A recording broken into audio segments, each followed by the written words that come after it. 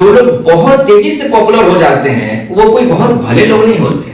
भले लोगों को सोशल मीडिया पर पॉपुलर होने में बहुत लंबा समय लगता है। सोशल मीडिया का एल्गोरिदम, उसकी बनावट कुछ ऐसी है कि उस पे जितने गंदी चीजें की जाती हैं वो उतनी ही तेजी से पॉपुलर होती हैं। आदमी जब अकेले में होता है ना तो नकारात्मक चीजें अपने फोन में देखना ज्यादा पसंद करता है। बहुत थोड़े लोग होते हैं जो जब अकेले होते हैं तो प्रवचन सुनते हैं, भजन सुनते हैं। अधिकांश लोग जब अकेले होते हैं, बिस्तर पे जाते हैं तो नकारात्मक चीजें देखते हैं, वो नेगेटिव चीजें देखते हैं। और मुझे कहते हुए कोई गुरज नहीं है कि वो पोर्न देखते हैं। पोर्न का जो ट्रैफिक है इंटरनेट पे आपको पता है 70% इंटरनेट पे जो सामग्री देखी जाती है वो पोर्न है, गंदी चीजें हैं वो। और वो आज हमारा युवा भी देख रहा है, हर कोई देख रहा है। तो इस भटकते समाज को, इस युवा पीढ़ी को अगर कोई मार्गदर्शन दे सकता है तो वो कौन दे सकता है? वही लोग जो कि कहीं ना कहीं रोल मॉडल है इस समाज के। टीचर रोल मॉडल होते हैं, सेलिब्रिटीज रोल मॉडल हैं, नेता कहीं ना कहीं रोल मॉडल होते हैं। जिनका समाज के ऊपर प्रभाव है, बड़ी जनसंख्या के ऊपर जिनका प्रभाव है, वही तो प्रभावित कर सकते हैं। तो ये उनका जिम्मा है कि वो इस बात को समझें कि आज हमें धर्म को अपने जीवन में उतारने की जरूरत इसलिए है क्योंकि समाज हमारी देखा देखी कर रहा है। आज यहां बैठ के मैं जो कुछ भी बोल रहा हूं, या तो कुछ लोग लाइव सुन रहे हैं या फिर 2-4 दिन के बाद इसको हजारों लोग सुनेंगे। तो जो कुछ भी मैंने बोला है, जो भी मैंने सुना है, उसको लोग सुनेंगे ना, और सुन के उस पर अमल तो करेंगे। लेकिन इसी समय जब मैं यहां पे बैठ के आपको प्रवचन सुना रहा हूं, हजारों लोग हैं जो बैठ के ऐसे कंटेंट बना रहे हैं जो कि समाज के लिए स्वस्थ नहीं है, नेगेटिव है, गाली गलौज करने वाले कंटेंट हैं। ऐसे ऐसे यूट्यूबर्स हैं जो सिर्फ और सिर्फ अपने कंटेंट में गाली गलौज करते हैं और उनके व्यूज मिलियन में हैं, उनके फॉलोअर्स मिलियंस में हैं। यूट्यूब का एल्गोरिदम ऐसा है कि नेगेटिव चीजें अगर उस पर ज्यादा देखी जाती हैं तो वो नेगेटिव चीजों को ही प्रमोट करता है। वो कोई इंसान नहीं चला रहा है उसको। जिस तरह की चीज उस पर ज्यादा देखी जाती है उसी तरह की चीज को वो ज्यादा फैलाता है ना। वो तो मशीन है, डेड मशीन की तरह वो काम कर रहा है यूट्यूब। इसलिए हमारे समाज में आज नेगेटिव चीजें ज्यादा फैल रही हैं। तो जो भी थोड़े बहुत सार्थक लोग हैं जो स्वस्थ सोच विचार रखते हैं, उनका ये जिम्मा बन जाता है कि हम अपने जीवन में अध्यात्म को लाएं, अध्यात्म को उतारें। और जिस तरह से सम्राट अशोक ने प्रभावित किया समाज को, जिस तरह से युधिष्ठिर ने प्रभावित किया है एक युग को, जिस तरह से जनक ने प्रभावित किया है हमारे जनमानस को, इसी तरह से हम भी समाज के ऊपर थोड़ा बहुत सार्थक प्रभाव छोड़ जाएं। अब आप सोचेंगे कि ये होगा कैसे? हमारे भीतर जो रित है, जो रित बह रहा है, विधाता का नियम है, उसको हम कैसे जानेंगे? क्या रास्ता है? ऋषियों ने उसको कैसे जाना था? देखिए, कोई व्यक्ति चाहे तीर्थ चला जाए, गंगा सागर कर ले, हजारों दान कर दे, उपवास कर ले, तब भी उसको ज्ञान नहीं होगा। समाज में जितने अपराध होते हैं, आपको पता है 90% अपराधी ये कबूल करते हैं कि ये अपराध हमने जानबूझ के नहीं किया, किसी अनजाने क्षण में हुए कि क्रोध आ गया था और उस क्रोध के क्षण में किसी ने अपनी पत्नी के सिर पे डंडा मार दिया, क्रोध के क्षण में अपने मित्र को चाकू मार दिया, कि गुस्से के क्षण में किसी से बदला लेने के लिए उसकी दुकान लुटवा दी। इस तरह के अधिकांश अपराध समाज में होते हैं जहां एक रेंज के कारण भीतर से कोई आवेश उठा है, उस आवेश के वश में आके अपराधी ने अपराध कर दिया है। और बात यहां से दूर कहीं भी आप जाते हैं तो आप भटकते हैं। यदि सच में ही आपको ईश्वर की तलाश है तो तीर्थ नहीं जाना है। आदि शंकराचार्य ने कहा, कुरुते गंगा सागर गमनम व्रत परिपालनम अथवा दानम ज्ञान विहीनम सर्वमतेन मुक्तिर्न भवति सर्वमतेन। यानी कोई व्यक्ति चाहे तीर्थ चला जाए, गंगा सागर कर ले, हजारों दान कर दे, उपवास कर ले, तब भी उसको ज्ञान नहीं होगा, क्योंकि ज्ञान बाहर जाके होता ही नहीं है। ज्ञान होता है भीतर जाके। भीतर जाना मतलब क्या?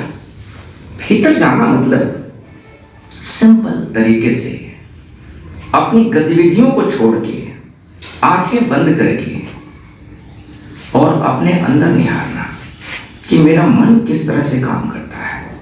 मेरा शरीर किस तरह से काम करता है, और क्या शरीर और मन के अलावा भी कोई तीसरी चीज है मेरे भीतर जो काम कर रही है? कि मेरे भीतर ये जो क्रोध उठ जाता है वो कहां से उठता है? कि मेरे भीतर ये जो काम वासना जोड़ मारती है वो कैसे जोड़ मारती है, कहां से आ रही है? मेरी आंखों के सामने से कोई स्त्री गुजर गई है और भीतर काम वासना का झटका लगा है। ये झटका कहां से उठा है? बाहर से आया है कि भीतर से आया है? उठा तो भीतर ही है, तो जरूर भीतर से ही उठा होगा। क्रोध भी भीतर से ही उठा है, तो जरूर अंदर ही कहीं ना कहीं बैठा होगा। तो उसको जरा देखने की कोशिश करूं, मैं अपने को समझने की कोशिश करूं कि ये शरीर और ये मन किस तरह से काम करते हैं। अपने शरीर और अपने मन को समझने की ये जो पूरी की पूरी प्रणाली है ना, इसी को हमारे ऋषियों ने ध्यान कहा था। ध्यान का मतलब ऐसा नहीं है कि आप कुछ करते हैं, ध्यान करने की चीज नहीं है, उसमें करना है नहीं। ध्यान का मतलब अवलोकन है, ध्यान का मतलब आत्मनिरीक्षण है, ध्यान का मतलब आत्मदर्शन है कि मैं जरा अपने को देखूं तो सही कि मैं हूं क्या। बचपन से अभी तक संसार आपको यही सिखाता आया है कि आप बाहर ध्यान दीजिए। गणित के मास्टर जी आते थे, बच्चों इधर बोर्ड पे ध्यान दो, आपका ध्यान खींच रहे हैं वो बोर्ड पे। घर पे हो, माता पिता कहते हैं हमारी तरफ ध्यान दो। जब आप समाज में जाते हैं, बाजार में गुजरते हैं, तो बड़े बड़े इश्तेहार लगे हैं, बैनर लगे हैं, फिल्मों के पोस्टर लगे हैं, कंपनियों के बड़े बड़े बैनर लगे हैं, विज्ञापन लगे हैं। वो सारे विज्ञापन कहते हैं कि हमारी ओर ध्यान दो।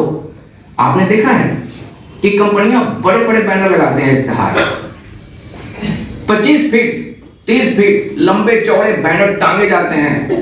ये वोडाफोन है, ये एयरटेल है, ये माइक्रोमैक्स है, न मालूम क्या क्या। इतने बड़े बड़े बैनर क्यों लगाए जाते हैं ऐड के लिए? क्या वो छोटा होगा तो आपको दिखाई नहीं देगा? दिखाई तो दे जाएगा, लेकिन बड़ा बैनर आपका बड़ा ध्यान लेता है, ज्यादा ध्यान खींचेगा। और हर कोई चाहता है कि हमें तुम ज्यादा ध्यान दो।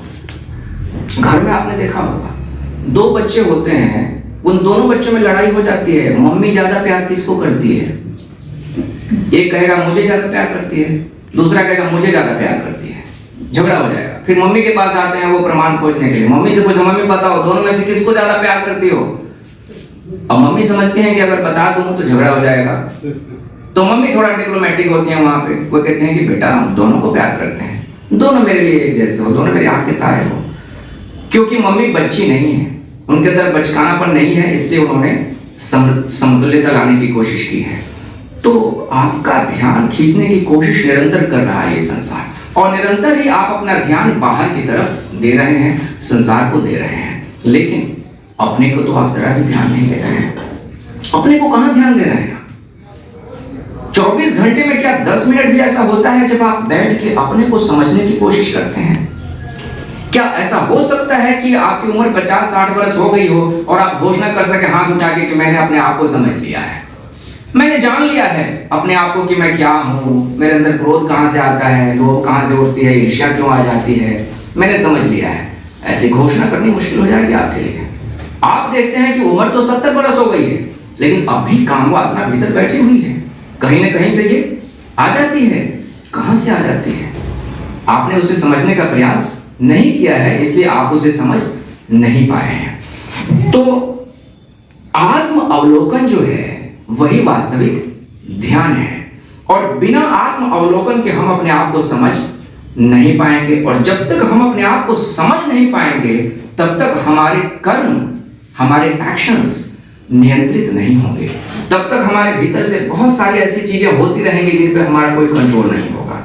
समाज में जितने अपराध होते हैं, आपको पता है 90% अपराधी ये कबूल करते हैं कि ये अपराध हमने जानबूझ के नहीं किया, किसी अनजाने क्षण में हुए कि क्रोध आ गया था और उस क्रोध के क्षण में किसी ने अपनी पत्नी के सिर पे डंडा मार दिया, क्रोध के क्षण में अपने मित्र को चाकू मार दिया, कि गुस्से के क्षण में किसी से बदला लेने के लिए उसकी दुकान लुटवा दी। इस तरह के अधिकांश अपराध समाज में होते हैं जहां एक रेंज के कारण भीतर से कोई आवेश उठा है, उस आवेश के वश में आके अपराधी ने अपराध कर दिया है।